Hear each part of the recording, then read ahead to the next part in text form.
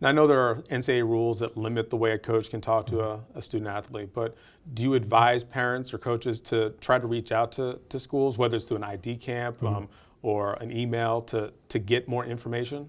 Yeah, I think we put a lot of premium on communication with college coaches, and I think it's, especially now with the restrictions on when a coach can contact a player. I mean, mainly that's been pushed till junior year. There are no restrictions on the player contacting the coach, though.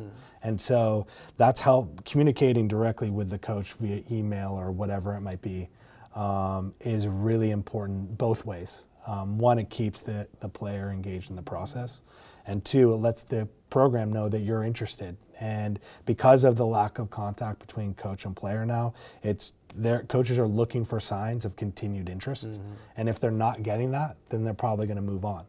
And so constantly communicating with coaches in the lead into, for example, showcase events, or if it's during a high school season, a big championship game, letting them know how things are going, just to check in. It's really important both ways. Are the NCAA rules the same for Division I as Division III as to when you can contact coaches? Now, Division III, it's a little bit more open season. I mean, there's not a lot of restriction on communication with Division III. With Division I, it's become, basically soccer has just gone the way of lacrosse from these past couple of years. Is most of the official communication between the coach and the player takes place starting in their junior year, which I think is great. Sure. It slows down the process. I think for some student athletes, the process is just really long. Sure.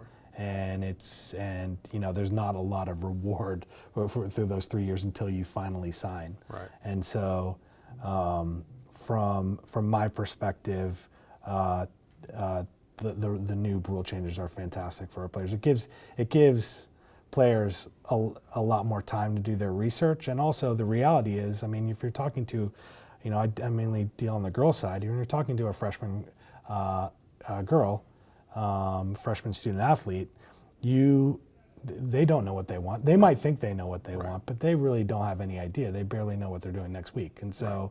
They might say they know what they want, but I also know, having done this, and I'm sure their parents know as well, it's going to change 4, 5, 6 times between that point and when they finally commit to a school. And so that's another reason why a narrow search is a really bad idea, because I mean, you're doing that narrow search and you feel like you know exactly what you want at that point, but the reality is it's going to change. And so you need to have a list that accommodates the fact that these kids are developing. They're probably going to change their major when they get to school. I mean, it's a continual process, and so just being a little bit more open-minded through the process is really, really important. Yeah, and it also sounds like starting the process early again is a big benefit. I heard a story from another player who was a freshman, and grade school wanted to speak to him, so they made a connection and spoke on the phone. And the first question was, well, why do you want to play here? And the girl's 14 years old. Yeah. And she's wondering, am I supposed to be able to answer that at 14? Right. So there's no real getting around that, but I think, as you're saying, the more involved that families are early on, the better the process can go. Yeah, for sure.